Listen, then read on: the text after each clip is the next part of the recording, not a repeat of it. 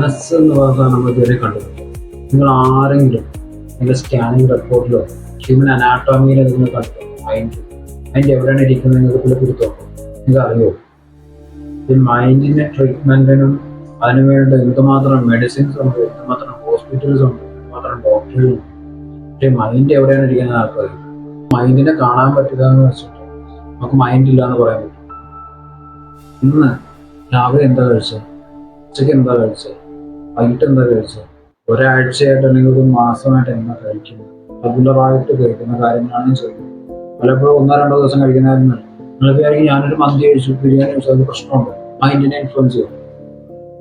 ഞാൻ ചോദിക്കുന്നത് റെഗുലറായിട്ട് നിങ്ങളുടെ ഫുഡ് ഹാബിറ്റ്സിനകത്ത് ഇൻക്ലൂഡ് ചെയ്യുന്ന കാര്യങ്ങളാണ് ചോദിക്കുന്നത്. ഡ്രിങ്ക്സ് ആയിക്കോട്ടെ, ഫുഡ് ആയിക്കോട്ടെ, എല്ലാം നമ്മൾ കൺസ്യൂം ചെയ്യുന്ന കാര്യങ്ങൾ. നിങ്ങൾ ഒരു പാക്കേജ്ഡ് ഫുഡാണ് വാങ്ങിക്കുന്നതെങ്കിൽ ആ പാക്കേജ്ഡ് ഫുഡിന്റെ ബാക്ക് സൈഡ് നിങ്ങൾ നോക്കി കഴിഞ്ഞാൽ എനർജി എന്ന് ചോദിച്ചു, നിങ്ങൾ എനർജി ആണോ കടയിൽ ചോദിച്ചു.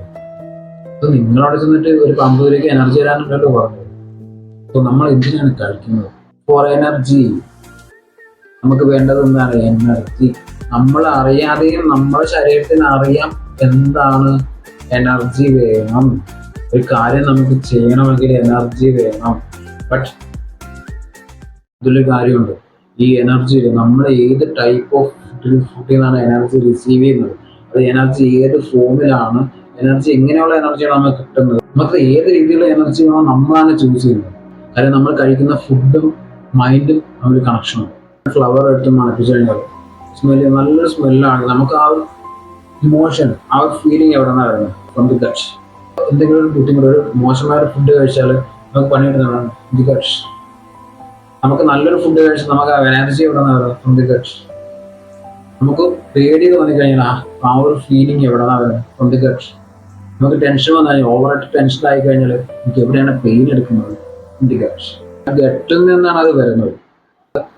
കഴിക്കുന്ന ഫുഡ് ലാസ്റ്റ് അബ്സോർപ്ഷൻ നടക്കുന്നത് ഗട്ടിലാണ്, ഇൻ ദി ഗട്ട്സ്. സോ നമ്മളെ ഗട്ട് ഓക്കെ അല്ലെങ്കിൽ നമ്മുടെ മൈൻഡ് നമ്മൾ വിചാരിക്കുന്ന കാര്യങ്ങൾ നമുക്ക് ചെയ്യാൻ പറ്റും. കഴിക്കുന്ന ഫുഡ്, നമ്മൾ കഴിക്കുന്ന എന്താണ് ഡ്രിങ്ക്സ്, ഇതെല്ലാത്തിനും അതിൻ്റെതായ നമ്മളെ മൈൻഡിനെ ഇൻഫ്ലുവൻസ് ചെയ്യാൻ പവറുണ്ട്. കൂടുതൽ ഇൻഫർമേഷൻസുമായിട്ട് നെക്സ്റ്റ് വീഡിയോസിൽ കാണാം. Till then, think and take a decision. This is Suresh. Thank you.